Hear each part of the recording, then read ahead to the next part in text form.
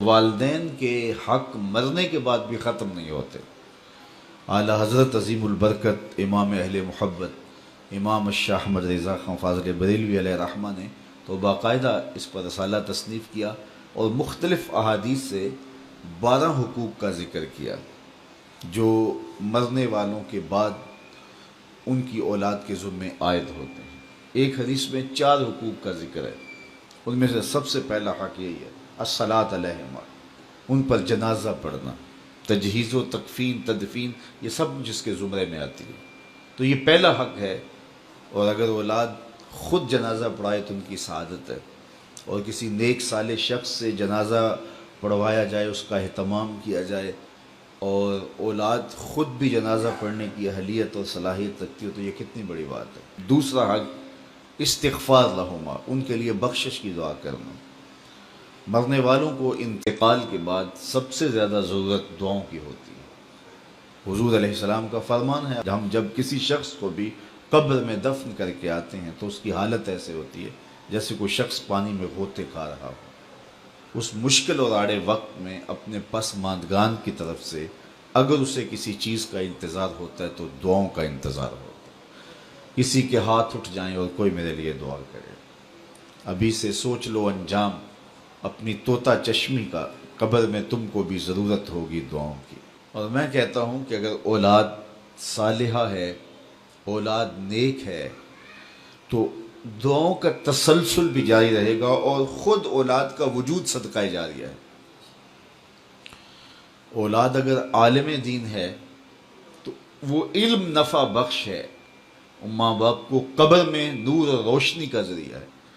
امام نبہانی علیہ رحمہ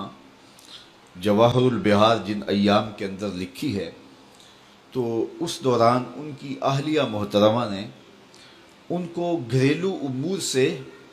جو ہے وہ اس انداز سے محفوظ رکھا اور اس انداز سے ان کا خیال کیا کہ کوئی بھی گھر کا معاملہ ہوتا تو ان تک نہ پہنچنے دیتی کہ میرا شوہر رسول کریم صلی اللہ علیہ وآلہ وسلم کے فضائل لکھ رہا ہے اور حضور کی عظمتوں پر جو ہے وہ کام کر رہا ہے، اور میں ان کو گھریلو الجھنوں کا شکار کر دوں، یہ نہیں کروں گی۔ تو امام نبہانی نے وہ کتاب مکمل کی۔ اس دوران ان کی اہلیہ نے چونکہ اپنے شوہر کو گھریلو الجھنوں میں مبتلا نہیں ہونے دیا کہ یہ حضور کے دین کا کام کر رہے، تو اس صلے کے اندر امام نبہانی کی زوجہ محترمہ کو 4 مرتبہ حضور کا دیدار نصیب ہوا کہ تو نے میرے خادم دین کے لیے آسانیاں پیدا کی ہیں۔ تیسرا حق ماں باپ کا ان کے انتقال کے بعد جو اولاد کے ذمہ ہے، وہ ہے ان کے وعدوں کو پورا کرنا۔ اللہ سے وعدہ ہے، کوئی منت مانی ہے ادا نہیں کر سکے، اس کو پورا کیا جائے۔ مخلوق سے کوئی وعدہ تھا، اس وعدے کو پورا جائے۔ کسی کا قرض دینا تھا، اس کو ادا کیا جائے۔ وعدوں کی جو بھی صورتیں ہیں، بلکہ علماء نے لکھا وعدوں کے زمرے میں ان کے معمولات خیر بھی آتے ہیں، یعنی رشتہ داروں میں سے جن غرباء کو، عزیزوں، ہمسایوں، محلے داروں میں سے جن کے ساتھ وہ تعاون کرتے تھے،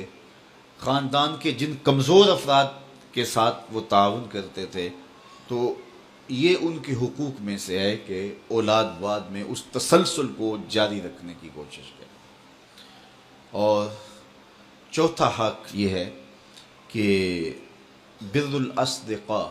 باپ ہے تو اس کے دوستوں کے ساتھ، ماں ہے تو اس کی سہیلیوں کے ساتھ حسن سلوک کیا جائے۔ چچا باپ کی جگہ پہ ہے، خالہ ماں کی جگہ پہ، تو ان کے انتقال کے بعد وہ رشتہ دار جب گھر آئیں تو ان کو اسی طرح پیار، اسی طرح محبت، اس طرح عزت اور آبرو ملے،